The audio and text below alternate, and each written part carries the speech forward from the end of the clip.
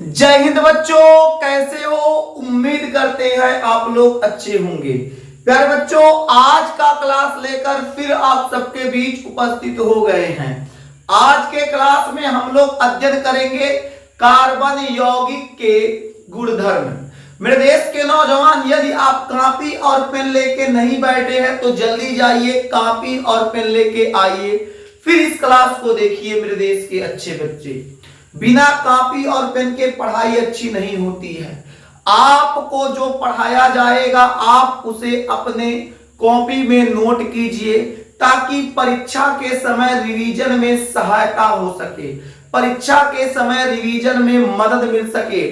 आपको बाबू मेहनत से पढ़ना है, अच्छे से पढ़ना है, पूरा बाबू लगन से पढ़ना है, ताकि आपका एग्जाम में बेहतर नंबर आ सके। मेरे देश के नौजवान, आज के क्लास में हम लोग क्या पढ़ेंगे? तो आज के क्लास में हम लोग अध्ययन करने वाले हैं कार्बन यौगिकों के गुणधर्म। गुणधर्म की बात करें तो सबसे पहला गुणधर्म क्या निकल के आता है? इसका सबसे पहला गुणधर्म हो जाएगा भौतिक गुण। क्या हो जाएगा? भौतिक गुण। भौतिक गुण, भौतिक गुण का मतलब हो जाएगा फिजिकल प्रॉपर्टीज। भौतिक गुण। मेरे देश के नौजवान, कार्बन यौगिक के गुणधर्म में जब बात करें इसमें पहले गुणधर्म की, तो पहला गुणधर्म क्या होगा? भौतिक गुण। भाई साहब, भौतिक गुण क्या होता है? कार्बन और उसके यौगिक के सबसे पहले भौतिक गुण पर चर्चा किया जाएगा। इसका भौतिक गुण क्या होता है, सबसे पहले इसे समझते हैं। अधिकांश कार्बन कंपाउंड जो होते हैं, अधिकांश कार्बनिक यौगिक जो होते हैं, ज्वलनशील होते हैं। ज्वलनशील मतलब बाबू आग मारिए भक्क से भर जाएगा। यानी कहने का मतलब क्या है? भौतिक गुण में पहला पॉइंट याद क्या रखना है?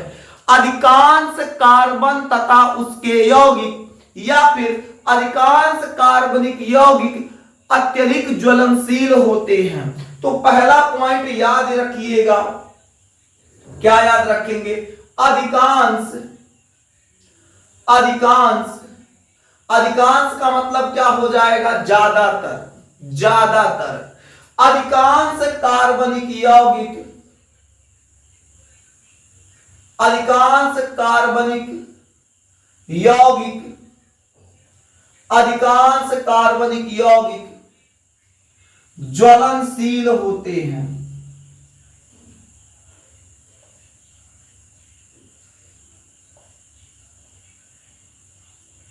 अधिकांश कार्बनिक यौगिक ज्वलनशील होते हैं। एग्जाम्पल के रूप में बाबू हो जाएगा क्या? तो हो जाएगा एग्जाम्पल के रूप में, यही लिख देते हैं ज्वलनशील होते हैं। एग्जाम्पल के रूप में हो जाएगा मेथेन। मेथेन एक ज्वलनशील कार्बनिक कंपाउंड है। मेथेन एक ज्वलनशील कार्बनिक यौगिक है। तो सबसे पहला भौतिक गुणधर्म क्या निकल के आया? सबसे पहला भौतिक गुणधर्म हो जाएगा अधिकांश कार्बनिक कंपाउंड, अधिकांश कार्बनिक यौगिक ज्वलनशील होते हैं। अधिकांश कार्बनिक यौगिक ज्वलनशील होते हैं। दूसरे भौतिक गुणधर्म की बात करें, दूसरे भौतिक गुण की बात करें तो क्या हो जाएगा?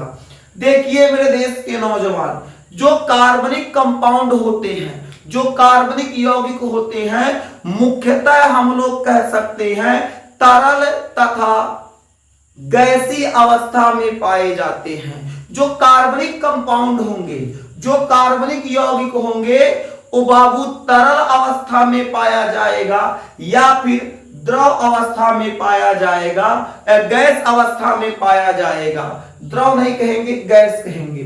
तो अधिकांश कह सकते हैं या फिर ज्यादातर कह सकते हैं जो कार्बनिक कंपाउंड होते हैं, जो कार्बनिक यौगिक होते हैं, वो तरल अवस्था में पाया जाएगा या फिर गैसीय अवस्था में पाया जाएगा। इस बात को याद रखिएगा। तो क्या याद रखना है? कार्बनिक कंपाउंड, कार्बनिक यौगिक, कार्बनिक यौगिक, कार्बनिक यौगिक, कार्बनिक यौगिक मुख्यतः कार्बनिक यौगिक मुख्यतः तरल तथा गैसीय तरल तथा गैसीय अवस्था में पाए जाते हैं। तरल तथा गैसीय अवस्था में पाए जाते हैं। अगर आपसे पूछा जाए जो कार्बनिक कंपाउंड होते हैं उनकी अवस्था क्या हो सकती है, तो आप बताइएगा। ज्यादातर कार्बनिक कंपाउंड, अधिकांश कार्बनिक कंपाउंड जो होते हैं वो कैसे पाए जाते हैं, या फिर तरल अवस्था में होगा या गैसीय अवस्था में होगा। लेकिन बाबू कुछ कंपाउंड ऐसे भी होते हैं जो ठोस अवस्था में पाए जाते हैं। ज्यादातर आपके कंपाउंड तरल तथा गैसीय अवस्था में पाया जाएगा। तरल तथा गैसीय अवस्था का मतलब बाबू जो पंछूछू टाइप का रहे, पनिया टाइप का रहे, उसे कहते तरल अवस्था। बात करें गैसीय अवस्था की, तो गैसीय अवस्था क्या होता है, जो गैस फॉर्म में रहे, जो गैस स्टेट में रहे, उसको गैसीय अवस्था कहेंगे। दूसरी बात यहां से निकल के ए आ गई, जो कार्बनिक कंपाउंड होते हैं, कुछ कार्बनिक कंपाउंड ऐसे हैं, कुछ कार्बनिक कंपाउंड ऐसे हैं जो ठोस अवस्था में पाए जाते हैं। इसे भी याद रखिएगा। क्या याद रखेंगे, कुछ कार्बनिक यौगिक, कुछ कार्बनिक यौगिक, कुछ कार्बनिक यौगिक, कुछ कार्बनिक यौगिक ठोस अवस्था में पाए जाते हैं।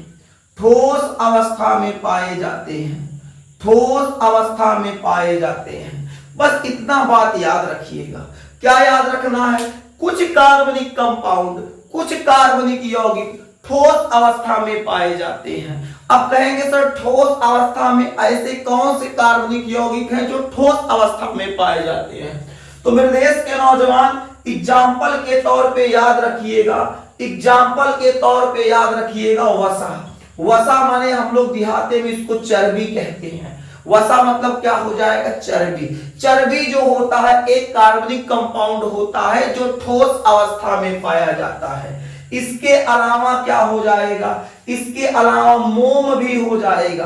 क्या हो जाएगा, मोम जानते हैं, मोम जानते हैं ना मेरे देश के अच्छे बच्चे, मोम तो सब लोग जानते होंगे। जो मोम है वो भी क्या हो जाएगा, एक प्रकार का कार्बनिक कंपाउंड होता है जो ठोस अवस्था में पाया जाता है। तो हम लोग क्या कह सकते हैं, हम लोग कह सकते हैं कुछ कार्बनिक यौगिक ठोस अवस्था में पाए जाते हैं, जैसे वसा तथा मोम। वसा तथा मोम आदि कर लीजिए। तो यहां से क्या निकल के आया, कार्बनिक यौगिक मुख्यतः तरल तथा गैसीय अवस्था में पाए जाते हैं। परंतु लेकिन किंतु बट मेरे देश के अच्छे बच्चे, कुछ कार्बनिक कंपाउंड, कुछ कार्बनिक यौगिक ऐसे होते हैं जो ठोस अवस्था में पाए जाते हैं। कुछ कार्बनिक यौगिक ऐसे होते हैं जो ठोस अवस्था में पाए जाते हैं। अब एक बात और याद रखिएगा, हम जो कार्बनिक कंपाउंड होता है, अधिकांश कार्बनिक कंपाउंड का उपयोग ईंधन के रूप में किया जाता है। ईंधन बोले तो फ्यूल के रूप में किया जाता है। तो एक पॉइंट और याद रखिएगा, अधिकांश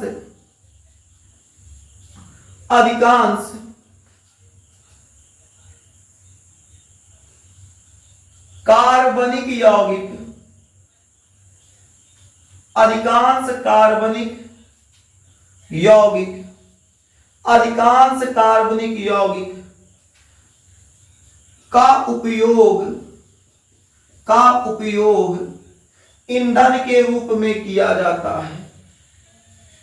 ईंधन के रूप में किया जाता है।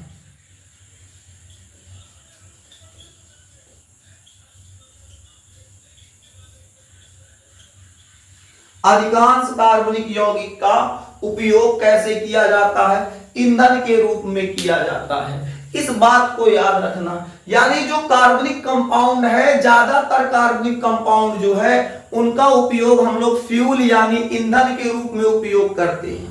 किसके रूप में मेरे देश के नौजवान? ईंधन के रूप में उपयोग करते हैं। तो इतना बात आप याद रखिएगा। क्या याद रखेंगे? भौतिक गुण में याद रखना है। कार्बन यौगिकों के गुणधर्म में पहला गुणधर्म निकल के आ गया भौतिक गुण। भौतिक गुण में क्या याद रखना है? अधिकांश कार्बनिक यौगिक ज्वलनशील होते हैं, जैसे मीथेन श्रेणी के जो हो जाएंगे। इसके अलावा जो कार्बनिक यौगिक होता है मुख्यतः तरल तथा गैसीय अवस्था में पाए जाते हैं, लेकिन कुछ कार्बनिक यौगिक जो होते हैं वो ठोस अवस्था में पाए जाते हैं, जैसे वसा और मोम। इसके अलावा अधिकांश कार्बनिक यौगिक का उपयोग किसके रूप में किया जाता है? ईंधन के रूप में किया जाता है। ये तो हो गया मेरे देश के अच्छे बच्चे, ये तो हो गया भौतिक गुण। अब हम लोग समझते हैं रासायनिक गुण। देखिए मेरे देश के अच्छे बच्चे, ऐसे लाइनिंग कर देते हैं, इधर आपका भौतिक गुण हो जाएगा। भौतिक गुण में ये हो गया। रासायनिक गुण में आपका आ जाता है दहन। क्या आ जाता है? दहन आ जाता है। क्या आता है मेरे देश के अच्छे बच्चे? दहन आ जाएगा। सही से लिख दे, दहन। क्या आ जाएगा? दहन आ जाएगा। रासायनिक गुण की बात करें तो देखो, किसी भी कंपाउंड के दो गुण होते हैं। एक तो भौतिक गुण हो जाएगा, फिजिकल प्रॉपर्टीज हो जाएगा। एक होता है रासायनिक गुण, उसको हम लोग केमिकल प्रॉपर्टीज कहते हैं। तो फिजिकल प्रॉपर्टीज ए हो गया। रासायनिक गुणधर्म में क्या हो जाएगा? रासायनिक गुणधर्म में क्या होगा? तो दहन होगा, कुछ संयोजन होगा, कुछ और अभिक्रियाएं होंगी, ऑक्सीकरण होगा, तो कई चीजें होंगी जिसमें हम लोग क्या करेंगे। भौतिक गुण के बाद दूसरा हेडिंग आप लगाइएगा दहन का। तो दहन में क्या बताया गया? बताया क्या जा रहा है, पहले सुनो। जो कार्बन होता है या फिर कार्बन के यौगिक होते हैं, जब ऑक्सीजन से क्रिया करते हैं तो कुछ प्रोडक्ट यानी कुछ उत्पाद बनाएंगे। एग्जाम्पल के तौर पर मेरे देश के अच्छे बच्चे यहां देखिए, हमारे पास है कार्बन। कार्बन की क्रिया ऑक्सीजन से करा दिए, तो जब कार्बन ऑक्सीजन से क्रिया करेगा, ये क्या है मेरे देश के अच्छे बच्चे? तो ये है कार्बन, ये क्या है? ऑक्सीजन। जब कार्बन ऑक्सीजन से क्रिया करेगा, जब कार्बन ऑक्सीजन से क्रिया करेगा तो कार्बन डाइऑक्साइड का निर्माण करेगा। किसका निर्माण करेगा मेरे देश के नौजवान? तो कार्बन डाइऑक्साइड का निर्माण करेगा। बस इतना बतिया याद रखिएगा। याद क्या रखना है? तो दहन में ये याद रखना है, जब कार्बन ऑक्सीजन से क्रिया करता है, जब कार्बन ऑक्सीजन से क्रिया करेगा तो कार्बन डाइऑक्साइड का निर्माण करेगा। इसके अलावा मेरे देश के नौजवान उष्मा निकलेगा। उष्मा, उष्मा तथा प्रकाश, या लिख दे उष्मा एवं प्रकाश। उष्मा एवं प्रकाश निकलेगा। उष्मा एवं प्रकाश निकलेगा। तो क्या समझ में आया आपको? जब दहन कराएंगे, कार्बन या उसके कंपाउंड का दहन कराएंगे, अभी तो कार्बन करा रहे हैं, अभी इसके बाद इसके कंपाउंड का भी दहन कराएंगे। तो जब कार्बन का दहन कराते हैं, दहन बिना भाई ऑक्सीजन के उपस्थिति में नहीं होगा, तो कम से कम भाई चाहिए क्या? तो चाहिए तो ऑक्सीजन। बिना हवा के दहन नहीं होगा, बिना ऑक्सीजन के दहन नहीं होगा। तो जब कार्बन की क्रिया, जब कार्बन की क्रिया ऑक्सीजन से कराते हैं, यानी कार्बन का जब दहन कराएंगे ऑक्सीजन की उपस्थिति में, लगाओ आग तो बनेगा कार्बन डाइऑक्साइड। इसके अलावा जब कार्बन डाइऑक्साइड बनेगा उस समय क्या होगा? उसमें से उष्मा निकलेगा। उष्मा बोले तो हिंदी में आंच, देहाती भाषा में आंच।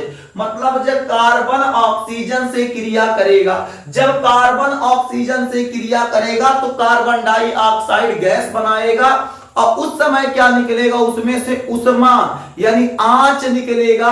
और इसके अलावा क्या होगा बाबू? प्रकाश भी निकलेगा। यानी कह सकते हैं जब कार्बन का दहन कराते हैं, ऑक्सीजन के संदर्भ में कार्बन का जब दहन कराएंगे तो क्या होगा? कार्बन डाइऑक्साइड प्राप्त होगा और उष्मा एवं प्रकाश निकलेगा। उष्मा एवं प्रकाश निकलेगा। आइए इसका कंपाउंड देखते हैं। तो कंपाउंड में क्या हो जाएगा?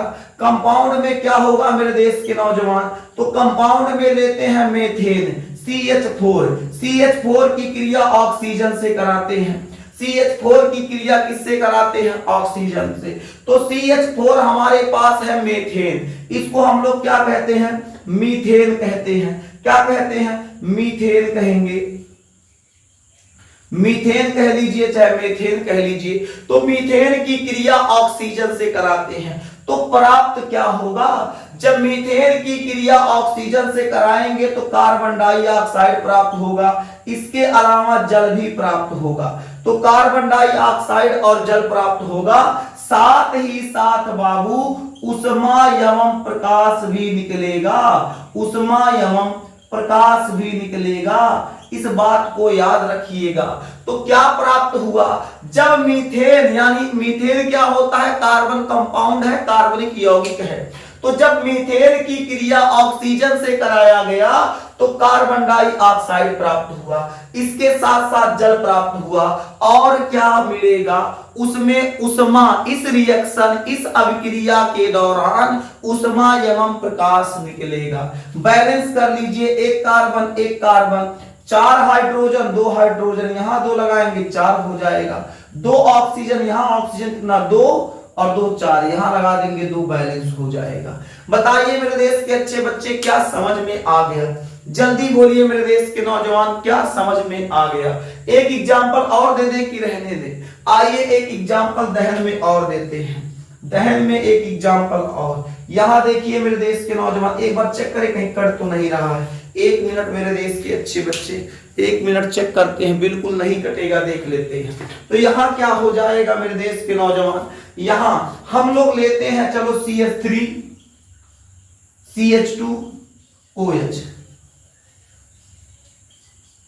CH3 CH2OH, इसको आप C2H5OH भी लिख सकते हो। ये होता है एथेनॉल होता है। क्या होता है? एथेनॉल होता है। ये एथेनॉल है।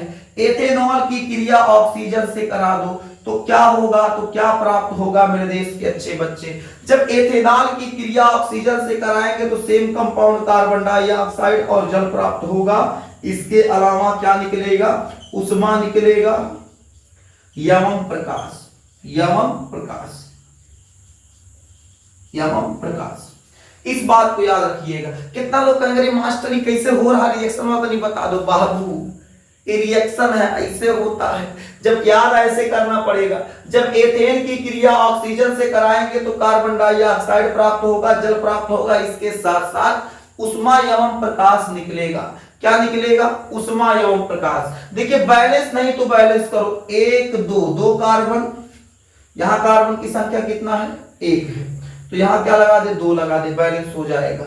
आगे बात करें हाइड्रोजन 2 3 2 5 1 6, हाइड्रोजन यहां लगा दे 3, तो 3 दूना 6। ऑक्सीजन काउंट कर लो तो यहां 2 1 3, यहां ऑक्सीजन गिनो तो 3 और 2 3 और 2 दूनी 4, 4 3 7, 7 करना है तो यहां 3 लगा दे, 3 दूनी 6 और 1 7, बैलेंस हो गया। यानी कहने का मतलब क्या है? कहने का मतलब क्या है? यहां से क्या निकल के आ गया? यहां से निकल के ये आया कार्बन तथा उसके कंपाउंड, कार्बन तथा उसके यौगिक जब ऑक्सीजन से क्रिया करते हैं, या फिर कह सकते हैं कार्बन तथा उसके यौगिक का जब दहन कराते हैं। भाई बिना ऑक्सीजन के दहन नहीं होगा, बिना ऑक्सीजन के दहन नहीं होगा मेरे लाल मेरे देश के अच्छे बच्चे, बिना ऑक्सीजन के दहन नहीं होगा। तो कार्बन या उनके कंपाउंड का जब दहन कराते हैं तो जो प्रोडक्ट बनना है वो तो प्रोडक्ट बनता ही है, उसके साथ साथ क्या होता है? उष्मा और प्रकाश निकलता है, उष्मा और प्रकाश निकलता है। तो आपसे अगर कोई पूछ ले, बताइए मेरे देश के अच्छे बच्चे, कार्बन तथा उसके कंपाउंड जो है जब उसका दहन कराया जाता है तो क्या होता है? तो आप बताएंगे जब कार्बन या उसके कंपाउंड यानी यौगिक, कार्बन या उसके कंपाउंड यानी यौगिक का जब दहन कराया जाता है तो उसमें अधिकांश अभिक्रियाओं में, अधिकांश में क्या होता है? कार्बन डाइऑक्साइड प्राप्त होता है। इसके अलावा मतलब जो भी प्रोडक्ट बनना है वो तो प्रोडक्ट बनेगा, इसके अलावा उष्मा और प्रकाश निकलेगा। क्या निकलेगा? उष्मा और प्रकाश निकलेगा। इस बतिया को याद रखिएगा, भूलिए नहीं, तुम्हारे मम्मी का कसम है, भूलना नहीं है नालायकों, गधों, भूलना नहीं है। अगर भूल जाओगे तो श्राप दे दूंगा, ब्याह नहीं होगा तुम लोगों का। समझ में आया क्या? क्या समझ में आया? भौतिक गुण और दहन, भौतिक गुण और दहन। भौतिक गुण यहां बता दिया गया। दहन बाबू देखो, है देखो, यहाँ मेड़ी पकड़ लिया है चक्रोड़ थाम के मेड़ी पकड़ लिया। थोड़ा ध्यान से नोट कीजिएगा, खजरा ना कर दीजिएगा एक में। किला भौतिक गुणा और दहनवा दोनों एकदम साट देते हैं। हाँ, तो एकदम साटोगे तो फिर दिक्कत हो जाएगा, फिर भूल जाओगे, समझ में नहीं आएगा। तो क्या बताया गया? बताया गया अभी आपको केवल इसके कार्बन जो है या इसके जो यौगिक हैं उनके गुणधर्म में आपको भौतिक गुणधर्म बता दिया गया, भौतिक गुण बता दिया गया। इसके अलावा रासायनिक गुणधर्म में या फिर रासायनिक गुण में आपको दहन समझा दिया गया। जल्दी से यहां तक नोट कर लीजिए। फिर मेरे देश के अच्छे बच्चे, मेरे देश के प्यारे बच्चे, मेरे देश के होने वाले भविष्य, मेरे देश के अच्छे बच्चे, आपको आगे पढ़ा दिया जाए। पहले मेरे देश के नौजवान आप यहां तक छाप लीजिए, यहां तक छापिए, अपनी छापन क्षमता बढ़ाइए और जल्दी से यहां तक छापिए। छापने के बाद आपको फिर आगे बता दिया जाए। जल्दी कीजिए मेरे देश के अच्छे बच्चे।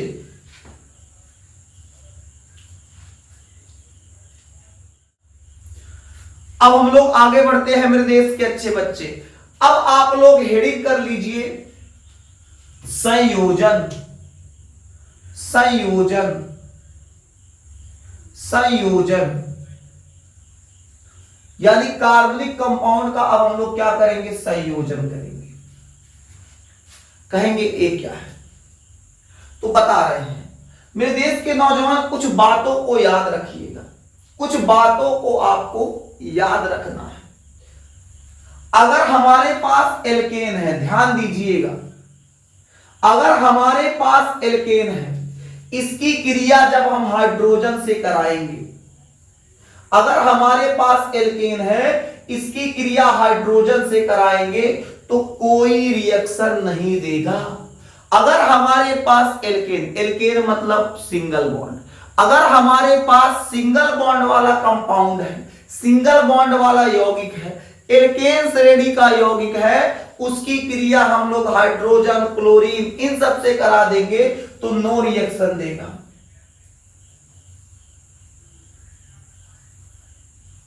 कोई रिएक्शन नहीं देगा।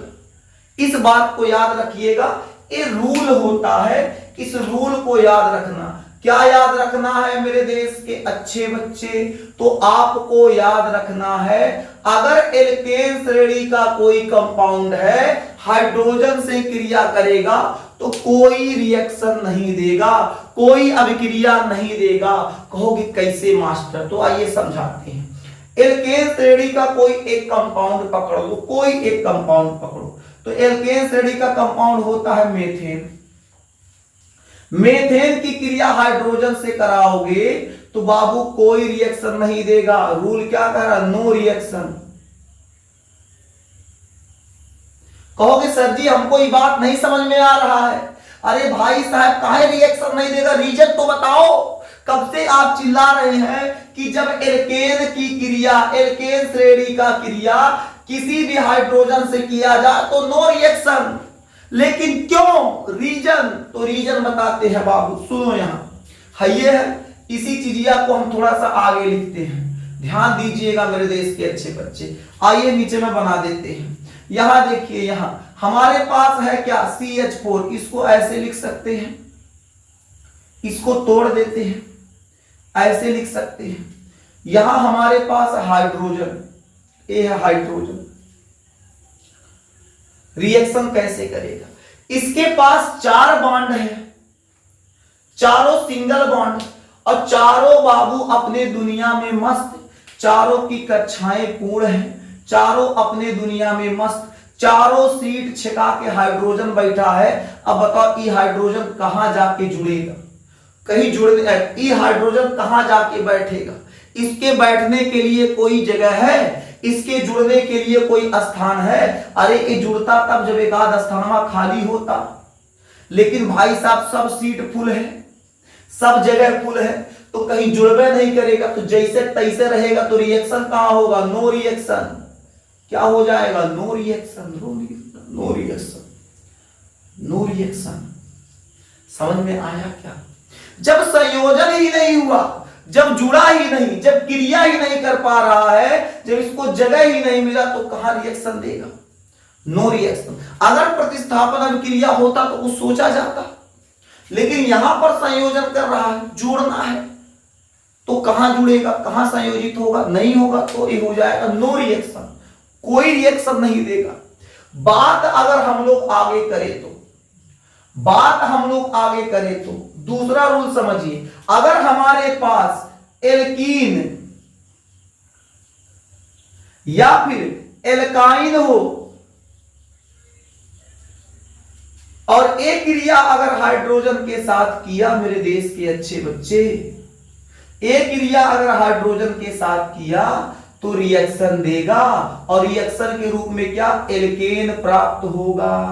क्या प्राप्त होगा? एल्केन। यानी झोल झाल जो है केवल सिंगल बॉन्ड वालों के साथ है, केवल एल्केन के साथ है, एल्केन कोई रिएक्शन नहीं देगा। लेकिन अगर एल्कीन यानी डबल बॉन्ड, एल्काइन यानी ट्रिपल बॉन्ड होगा, इसकी क्रिया हाइड्रोजन से कराया जाए, तो बाबू अभिक्रिया के पश्चात जो प्रोडक्ट बनाएगा वो प्रोडक्ट क्या होगा? एल्केन होगा। कहेंगे सर जी कैसे? तो सुनो, हम लोग एक एल्कीन लेते हैं, पहले एल्कीन लेते फिर एल्काइन लेंगे। हमारे पास कोई एक एल्कीन है, चलो हम एक एल्कीन ले लेते हैं C2H4, C2H4 लेते हैं एल्कीन, इसकी क्रिया हाइड्रोजन से करा दें, तो बाबू क्या प्राप्त होगा? C2H6 प्राप्त होगा। क्या प्राप्त होगा? C2H6। अब C2H6 एल्केन होता है। ए आपका है बाबू एथीन, एथीन जब हाइड्रोजन से क्रिया किया तो एथेन बना दिया। क्या बनाया? एथेन। अब आप कहेंगे सर जी हाई तरी समझा दीजिए बनाया कैसे, तो रुको जरा। एथीन का स्ट्रक्चर क्या होता है? 2 carbon 4 hydrogen, 2 carbon 4 hydrogen, double bond लगेगा, एक हाइड्रोजन यहां रहेगा, एक हाइड्रोजन यहां, एक हाइड्रोजन यहां रहेगा, एक हाइड्रोजन यहां। ये भाई साहब एथीन का स्ट्रक्चर हो गया। प्लस हमारे पास AH2 है, बना क्या रहा? एथेन। कैसे बनाएगा? तो हमारे पास ये है हाइड्रोजन, डबल हाइड्रोजन है, हाइड्रोजन के 2 अणु हैं। हाइड्रोजन के कितने अणु हैं? 2 अणु। यहां देखिए डबल बॉन्ड है, तो डबल बॉन्ड या ट्रिपल बॉन्ड जब होता है तो याद रखिएगा, जब डबल बॉन्ड होगा तो इसमें एक सिग्मा बॉन्ड होगा, एक पाई बॉन्ड होगा, यानी एक बॉन्डवा टूटेगा, तो इसमें क्या होगा? हाई एक बॉन्ड टूट जाएगा। जब इसको तोड़ेंगे तो हाइड्रोजन 2 है, एक हाइड्रोजन यहां रख देंगे, एक हाइड्रोजन यहां रख देंगे। ध्यान से समझिए, हमारे पास जब डबल बॉन्ड होगा तो एक बॉन्ड सिग्मा होगा, एक बॉन्ड पाई होगा, तो एक बॉन्डवा आपका टूटेगा, तो 2 हाइड्रोजन, एक हाइड्रोजन बाबू बॉन्ड के जब तोड़ के इधर रखेंगे, एक ठू इधर रखेंगे, एक ठू उधर रखेंगे, एक ठू इधर, भाई 2 है। जब इसको तोड़ दिए, एक बॉन्ड डबल बॉन्ड है, एक बॉन्ड को तोड़ दिए, तो तोड़ने के बाद एक हाइड्रोजन यहां रखेंगे, एक हाइड्रोजन यहां रखेंगे। तो जब एक हाइड्रोजन इधर रख दिए, एक हाइड्रोजन इधर रख दिए, तो क्या बन गया? सुनिएगा बनेगा क्या। यहां देखेंगे आप तो आपको क्या मिला? यहां पर आपको अब मिल गया कार्बन 1 है, इसके साथ कितना हाइड्रोजन? 1 2, एक ठू इधर और आ गया 3, तो हो जाएगा CH3। डबल बॉन्ड था, एक बॉन्ड टूट गया, बचा कितना? 1 बॉन्ड। यहां कितना? 1 कार्बन, हाइड्रोजन कितना? 1 2 3, हयो आ गया। अब इसको आप ऐसे लिखो या फिर आप इसको ऐसे भी लिख सकते हो, C2 3 3 6 H6। अब बताओ, इस सिंगल बॉन्ड वाला है तो एथेन नहीं बन गया? बन गया ना मुन्ना। तो वही बता रहा था, जब एल्कीन होगा या फिर एल्काइन होगा, हाइड्रोजन के साथ क्रिया करेगा तो क्या देगा? एल्केन देगा। एल्केन माने सिंगल बॉन्ड। अब देखो, एक 2 कार्बन तो एक लग गया, 3 कार्बन है तो क्या लग जाएगा? प्रोप लगता, 4 कार्बन होता तो ब्यूट लगता। कहेंगे सर जी हाई हाई हाई वाला समझाए थे तो एल्काइन वाला ई कैसे एल्केन आएगा? तो बता देते हैं मेरे देश के नौजवान। यहां देखिए, ये आप इसको दूसरा एग्जाम्पल के तौर पे याद रखिएगा, ये है पहला। आइए यहां समझाते हैं। जैसे हमारे पास कोई एल्काइन है, C2H2 है, एक एल्काइन होता है, इसकी क्रिया हम हाइड्रोजन से करा देंगे तो क्या प्राप्त होगा? एल्केन प्राप्त होगा। क्या प्राप्त होगा? एल्केन। एल्केन में क्या? तो एथेन। 2 कार्बन है तो एथ प्राप्त होगा, एथेन प्राप्त होगा। क्या लिख दिए हम? क्या प्राप्त होगा? एथेन प्राप्त होगा। कहोगे सर जी कैसे, इसको ही बताइए। तो C2H2 का स्ट्रक्चर क्या होता है? इनके बीच 3 बॉन्ड, एक H, सिंगल बॉन्ड H। ये जो आपका 2 कार्बन है, 2 कार्बन 2 हाइड्रोजन, अच्छा इसको हम लोग क्या कहेंगे? एथाइन कहेंगे। क्या कहेंगे? एथाइन कहेंगे। और इसका जो प्रोडक्ट क्या मिलेगा? C2H6 मिलेगा। क्या मिलेगा? C2H6। क्या हो जाएगा? एथेन हो जाएगा। लो नाम लिख दिया। यानी कहने का मतलब क्या है, जब एथाइन हाइड्रोजन से क्रिया करेगा तो जाते जमाते क्या मिलेगा उसको? एथेन मिलेगा। क्या मिलेगा? एथेन। कैसे मिलेगा? तो सबसे पहले जो इथाइन है या एथाइन है, इसको पहले तोड़ते हैं, इसके स्ट्रक्चर के रूप में रखते हैं, प्लस हाइड्रोजन से क्रिया कराते हैं। अब देखो क्रिया कराने के बाद क्या प्राप्त होगा, ध्यान से समझिएगा। इसमें देखिए ये नीचे वाला इसका एक बॉन्ड टूटेगा, नीचे वाला टूटेगा, एक हाइड्रोजन दूर है, एक इधर जाएगा, एक इधर जाएगा। भाई नीचे वाला बॉन्ड इसका टूटेगा, एक इधर जाएगा, एक इधर जाएगा, तो क्या बनेगा? ये आपका एक कार्बन 2 हाइड्रोजन CH2। क्या बचा है? डबल बॉन्ड बच गया, 1 2 डबल बॉन्ड बच गया। इधर क्या बचा? CH2, ये मिल गया।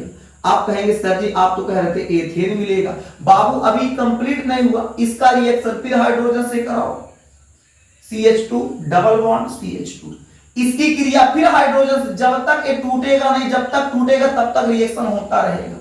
फिर हाइड्रोजन से कराएंगे तो मेरे देश के नौजवान क्या प्राप्त होगा? अब देखो क्या प्राप्त होगा। यहां पर आपका क्या है? एक बॉन्ड यहां है तो तोड़ देंगे, एक H इधर लगेगा, एक H इधर लगेगा। अब इधर क्या हो जाएगा? CH3, सिंगल बॉन्ड है, एक बॉन्ड टूट गया, और यहां CH3। अब इसको ऐसे लिखो चाहे ऐसे लिख दो, मेरे देश के नौजवान देखो एथेन प्राप्त हुआ कि नहीं। तो यानी कॉन्सेप्ट क्या कहता है? कॉन्सेप्ट कहता है अगर आपके पास कोई एल्केन है, हाइड्रोजन से क्रिया करेगा तो नो रिएक्शन, परंतु लेकिन किंतु बट मेरे देश के अच्छे बच्चे, अगर एल्कीन होगा या आपके पास एल्काइन होगा, हाइड्रोजन से क्रिया करेगा तो अंततः क्या प्राप्त होगा? एल्केन प्राप्त होगा। ये एल्कीन का एग्जांपल दे दिए, यहां एल्काइन का एग्जांपल दे दिए। मेरे देश के नौजवान यहां तक आप लोग नोट कर लीजिए, फिर संयोजन के बाद आपको प्रतिस्थापन समझा दें। संयोजन के बाद क्या समझा दिया जाए? प्रतिस्थापन समझा दिया जाए। मेरे देश के नौजवान पढ़ाई मेहनत से कीजिएगा, ईमानदारी से कीजिएगा, पढ़ाई के साथ कोई लापरवाही नहीं कीजिएगा। विद्यार्थी जीवन का मूल हथियार बाबू शिक्षा होता है। इस बात को जितना जल्दी समझ जाओ उतना बेहतर है। विद्यार्थियों के लिए मूल हथियार क्या है? केवल और केवल किताबें हैं, केवल और केवल शिक्षा है। आपका अहम हथियार है शिक्षा, आपका तलवार है कलम, आपकी रणभूमि है क्या? कॉपी और किताब। बाबू भिड़ जाओ इससे, जब तक आपके अंदर हिम्मत है डटे रहो। मैं कहता हूं आने वाला समय बाबू आपका होगा। इस बात को जितना जल्दी आप समझ जाते हैं उतना बेहतर होगा मेरे देश के अच्छे बच्चे, उतना ही बेहतर होगा। आज आपके पिता आपके ऊपर कमाई अपना लुटा रहे हैं, आपकी माता आपको अच्छा खाना खिला रही है, आपके बड़े भाई अगर हैं पैसा आपके ऊपर खर्च कर रहे हैं। एक समय ऐसा आएगा ना आपके पिता आपको 1 रुपया देंगे, ना आपके भाई 1 रुपया देंगे, कोई कुछ नहीं देने वाला है। उस समय फिर आपको अपने आप अपने आप पर शर्मिंदगी महसूस होगा, काश मेरे बड़े भैया का पैसा मैं सदुपयोग किया होता, काश मेरे जो पिताजी हैं जब मुझे खर्च दे रहे थे उस पैसे का मैं सदुपयोग किया होता तो आज ये दिन नहीं देखना पड़ता। इस उम्र में जाके जब चाय पीते हो तो दुख की बात है, बुढ़ौती वाला लक्षण जवानी में आ गया तो ये तो दुर्भाग्य है ना आपका। चाय किसको अच्छा लगता है? चाय का उम्र बाबू बाबा का है, जो बुढ़ौती में आए हैं, बुजुर्ग हैं, उनको चाय अच्छा लगता है। तुम भरी जवानी में चाय पी रहे हो, अभी युवा हो, अभी नई नई उम्र आपकी चढ़ रही है और इस उम्र में तुम चाय पी रहे हो, दोस्तों के साथ चाय का आदी लग रहे हो। ऐसे कई नशा करोगे, गुटखा खाओगे, तंबाकू खाओगे, सिगरेट पियोगे, तो ये जो चोरी छुप के आपको लगता है जो हम ये सब काम कर रहे हैं हमारे घर वाले नहीं जानते, पिता सब जानते हैं बाबू। पिता से आप कोई चीज छुपा नहीं सकते। शायद मम्मी से आप बच जाएं अपने, लेकिन पिता से नहीं बच सकते। पिता आपकी सब हरकत पे ध्यान देता है, परंतु आपको एक अबोध बालक समझकर, एक अबोध बच्चा समझकर छोड़ देता है कि अभी नादान है, अच्छे और बुरे का फर्क इसको नहीं पता है, तो अभी गलतियां कर देता है। लेकिन जब आपकी गलतियां सर चढ़ के बोलने लगती है तब जाके पिता डांटता है। इस बात को याद रखिएगा, पिता को सब पता होता है और आप इस गलतफहमी में जीते हैं कि मेरे पिता कुछ नहीं जानते। जानने के लिए बाबू कुल जानते हैं, लेकिन आपको इसलिए नहीं कुछ बोलते कि अभी अबोध बालक है, बच्चा है, जल्दी सुधर जाएगा, गलत संगत में है लेकिन धीरे धीरे रास्ते पे आ जाएगा, पढ़ाई करेगा, गुरुओं का अच्छा शिक्षा मिलेगा, गुरुओं का साथ मिलेगा, अच्छे दोस्त बनेंगे तो सुधर जाएगा। लेकिन बाबू जब आप गलत रास्ते पे पूर्ण रूप से चले जाएंगे तो बाबू रास्ते पे जाना, गलत मार्ग पर जाने का रास्ता है, वहां से फिर वापस और लौट के आने का रास्ता नहीं है मेरे देश के अच्छे बच्चे। इसलिए अगर आप गलत संगत में पढ़ रहे हैं तो अपने इस मास्टर की बात को याद रखिएगा, जितना जल्दी हो सके। अगर अभी रास्ता पकड़ चुके हैं तो वापस कर लो, वरना जब रास्ता पे ज्यादा आप आगे बढ़ जाओगे तो वहां से लौटने का कोई साधन नहीं है। इस बात को याद रखिएगा, जल्दी नोट कीजिए फिर आपको आगे बता दिया जाए। जल्दी कीजिए मेरे देश के अच्छे बच्चे।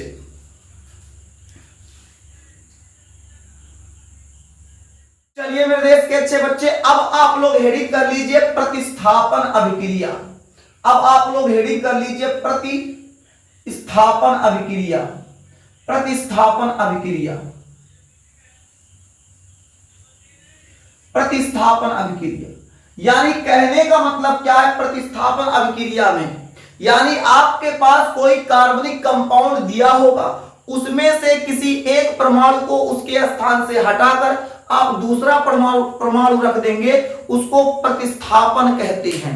जैसे ए मार्कर है और ए मार्कर है, हरा वाला है, एक काला वाला है और काले वाले के साथ बैठा है नीला वाला। ध्यान दीजिएगा, ए है हरा वाला मार्कर, ए नीला मार्कर, एक काला वाला मार्कर। अब काले के साथ नीला लगा हुआ है, हरियर का इसको ढकेल के यहां से हटा देगा और अपने जाके बैठ जाएगा, इसको किनारा देगा। तो इस प्रकार के रिएक्शन को, इस प्रकार की अभिक्रिया को प्रतिस्थापन कहते हैं। माने दूसरे के जगहिया पे जाके बैठ जाना ही प्रतिस्थापन कहलाता है। अब प्रतिस्थापन अभिक्रिया में क्या याद रखना है? जैसे हमारे पास कोई कंपाउंड है, चलो हमारे पास है मेथेन, मेथेन लेते हैं, तो हमारे पास है मेथेन और मेथेन की क्रिया कराते हैं क्लोरीन से। याद रखिएगा, ये मेथेन जब क्लोरीन से क्रिया करेगा, क्रिया तब करेगा जब सूर्य का प्रकाश होगा, यानी सूर्य के प्रकाश की उपस्थिति में, सूर्य के प्रकाश की उपस्थिति में, सूर्य के प्रकाश की उपस्थिति में, सूर्य के प्रकाश की उपस्थिति में रिएक्शन संपन्न होगा। अगर सूर्य का प्रकाश नहीं होगा तो रिएक्शन संपन्न होने में अत्यधिक समय लग सकता है, बहुत ज्यादा समय लग सकता है, या भी ये भी हो सकता है कि रिएक्शन ना हो। सूर्य के जब सूर्य का प्रकाश नहीं होगा उस समय रिएक्शन बाबू अति मंद वेग से होगा, बहुत ही ज्यादा स्लो होगा, वेरी स्लो होगा, बहुत ज्यादा समय लग सकता है। हो सके इस रिएक्शन को कंप्लीट करने में बाबू कई महीनों लग जाए, और जब इसको सूर्य का प्रकाश मिल जाएगा तो रिएक्शन तेजी से हो जाएगा। अब मेथेन है, मेथेन जब बाबू आपके Cl2 के साथ क्रिया करेगा, क्लोरीन के साथ क्रिया करेगा, तो क्या बनाएगा? जब मीथेन, ये क्या है? मीथेन। मीथेन जब क्लोरीन के साथ क्रिया करेगा तो मेरे देश के नौजवान क्या बनाएगा? CH3Cl बनाएगा और HCl बनाएगा। यानी आपका ये मेथिल क्लोराइड हो जाएगा। ये क्या हो जाएगा? मेथिल क्लोराइड हो जाएगा, या इसका लिख देते क्लोरोमेथेन।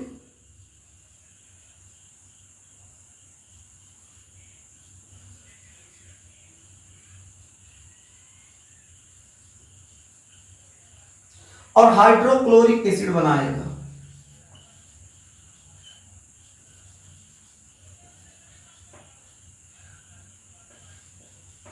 Hydrochloric acid. ये क्या है बाबू? ये है मीथेन। कहेंगे सर इस रिएक्शन में हुआ कैसे? तो बाबू सुनो, ये हमारे पास है मीथेन, उसकी क्रिया क्लोरीन से करा दिए, प्रतिस्थापन कराएंगे। कैसे प्रतिस्थापन होगा अभी देख लीजिएगा। जब मीथेन से क्लोरीन की क्रिया कराएंगे तो वह क्लोरीनमा एक परमाणु हाइड्रोजन को प्रतिस्थापित कर देगा और क्या बनाएगा? क्लोरोमीथेन बनाएगा, हाइड्रोक्लोरिक बनाएगा। कहोगे सर कैसे? तो इसको तोड़ो, स्ट्रक्चर को। ऐसे इसको लिख सकते हैं। बोलिए मेरे देश के नौजवान, ऐसे क्या लिखा जा सकता है? मीथेन को क्या ऐसे लिखा जा सकता है? जल्दी बताइए, क्या मीथेन को ऐसे लिखा जा सकता है? बिल्कुल लिखा जा सकता है। क्या ये मीथेन है? बिल्कुल है। मीथेन को तोड़ दिया गया। बाकी बात करें क्लोरीन की, तो एक क्लोरीन के दो अणु हैं। अब ये सूर्य के प्रकाश की उपस्थिति में क्रिया करेगा।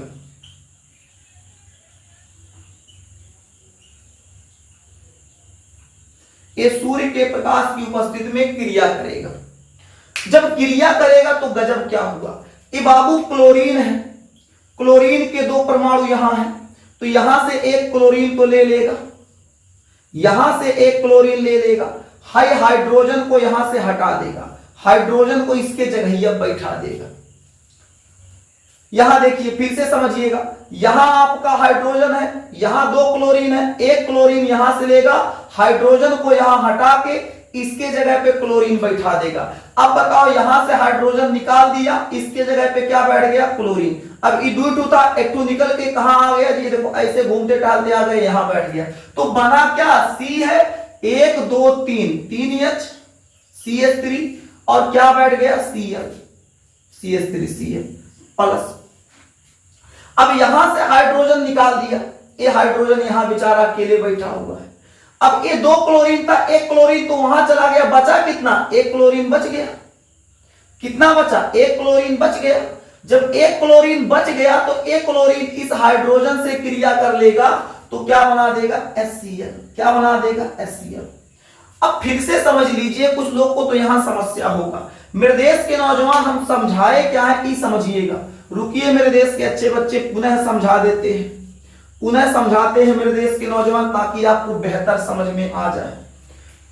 ये आपके पास है मीथेन का स्ट्रक्चर, ये आपके पास क्लोरीन है। क्लोरीन को ऐसे भी लिख सकते हैं, ये आपका Cl2 है, क्लोरीन।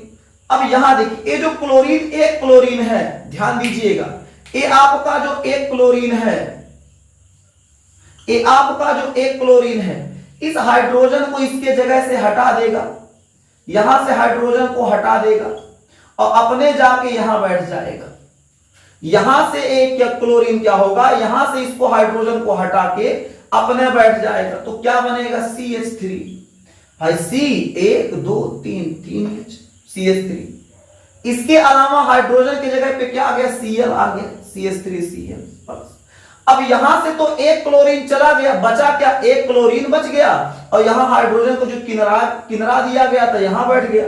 तो H और Cl ये दोनों क्रिया करके क्या बना लेंगे? HCl, hydrochloric. इस प्रकार से इसका प्रतिस्थापन हुआ, इस प्रकार से इसका क्या हुआ? प्रतिस्थापन हुआ।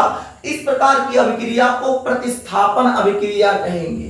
क्या कहेंगे? प्रतिस्थापन अभिक्रिया। तो प्रतिस्थापन अभिक्रिया में क्या बताया गया? अगर मीथेन लेंगे, इसके पास क्या होगा? मीथेन की क्रिया किससे करा देंगे? क्लोरीन से। सूर्य के प्रकाश की उपस्थिति में तो क्या बनाएगा बाबू? आपका क्लोरोमीथेन बनाएगा। इसके अलावा हाइड्रोक्लोरिक एसिड बनाएगा। समझ में आ गया मेरे देश के अच्छे बच्चे? इतना समझ में आ गया? जल्दी बताइए, क्या इतना समझ में आ गया? अगर समझ में आ गया हो तो बाबू यहां तक नोट कर लीजिए। और आपसे बाबू अंततः यही कहेंगे बाबू कि आप पढ़ाई के साथ कोई समझौता न कीजिएगा। आप मेहनत से पढ़ाई कीजिएगा, अपने इस मास्टर का बात मानिए, आप बेहतर पढ़ाई कीजिएगा। आप अपने सर जी का बात मानिए बाबू, पढ़ाई के साथ कोई समझौता न कीजिएगा। आपके पास बाबू अगर कोई एक हथियार है आपके लिए जीवन में, अगर कुछ अभी है, अभी के समय में आपके पास कोई अपना है, तो आपकी किताबें हैं, आपका शिक्षा है, आपका एक एजुकेशन है। इसके साथ कोई समझौता ना कीजिएगा। आप खेल के साथ समझौता कर लीजिए, आप मोबाइल के साथ समझौता कर लीजिए, अच्छे कपड़े नहीं है तो उसके साथ समझौता कर लीजिए, रहन सहन के साथ समझौता कर लीजिए, लेकिन मेरे देश के अच्छे बच्चे आप पढ़ाई के साथ समझौता ना कीजिए। जिस दिन आपकी उम्र बढ़ेगी, शादी विवाह हो जाएगा, अगर आप 1 रुपया नहीं कमाएंगे तो आपको जमाना ठोकर मार देगा। मैं एक लाइन बता देता हूं, सुन लीजिएगा, बहुत अच्छी लाइन है मेरे देश के अच्छे बच्चे, बहुत अच्छी लाइन है। अगर देखिएगा मेरे देश के अच्छे बच्चे, चीजें आपको इसलिए बताई जाती हैं, कुछ बातें आपको इसलिए बताई जाती हैं ताकि आप अपने आप को बेहतर बना सके, आप अपने आप को लाजवाब बना सके। आप अपने आप को ऐसा बनाइए कि आपके जैसा कोई दूसरा ना हो। कोशिश करो, अपने आप को निखारने का प्रयास करो मेरे देश के अच्छे बच्चे। अगर आप अपने आप को इस उम्र में निखार ले गए, अपने आप को इस उम्र में बेहतर बना ले गए, आने वाले समय में फिर आपका तुलना किसी और से नहीं होगा, आपके जैसा कोई दूसरा नहीं होगा मेरे देश के अच्छे बच्चे। इस बात को याद रखिएगा। मैं एक लाइन सुनाता हूं आपको, जिसे दूध पिलाया करती थी आज दारू पी के आया है। जब एक बच्चा गलत संगत में चला जाता है, पता नहीं क्या क्या खाएगा, दारू पिएगा, सिगरेट पिएगा, गुटखा खाएगा, खैनी खाएगा, पता नहीं क्या क्या वो नशा करेगा, तो एक मां की ममता यहां से निकल के आती है। जिसे दूध पिलाया करती थी आज दारू पी के आया है, बखूबी से बेटे का रिश्ता वो निभाया है। जिसे दूध पिलाया करती थी आज दारू पी के आया है, बखूबी से बेटे का रिश्ता वो निभाया है।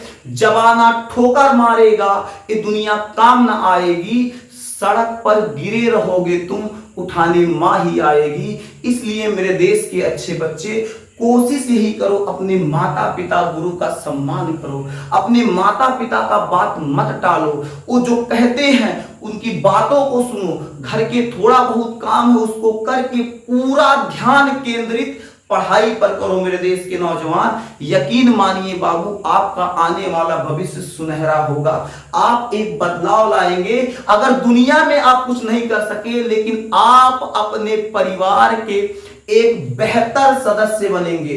आप अपने माता पिता के एक बेहतर अच्छे बच्चे बन के सामने आएंगे। और बाबू याद रखिएगा, एक बच्चे की जिम्मेदारी ये होती है कि आगे चलकर जब उसके माता पिता वृद्ध हों, उसके माता पिता बुढ़ापे की अवस्था में आए, तो वो लड़का या वो बच्चा अपने माता पिता का सहारा बने, ना कि उन्हें घर से भगा दे। इसलिए मेरे देश के अच्छे बच्चे, कोशिश यही रहे कि अभी आपका जो अवस्था है, इस अवस्था में गलत संगत में ना जाइए, बेहतर पढ़ाई कीजिए। और बेहतर पढ़ाई आप चाहते हैं तो किताबों से लगाव लगाना पड़ेगा, क्योंकि किसी शायर ने कहा है, किताबों से प्रेम करो, अगर बेवफा होगी तो मुकद्दर बना के छोड़ेगी। इसलिए मेरे देश के अच्छे बच्चे, किताबों से लगाव बहुत जरूरी है। आज के लिए बस इतना ही, फिर मिलेंगे आपसे अगले क्लास में। तब तक के लिए जय हिंद, स्वस्थ रहिए, मस्त रहिए।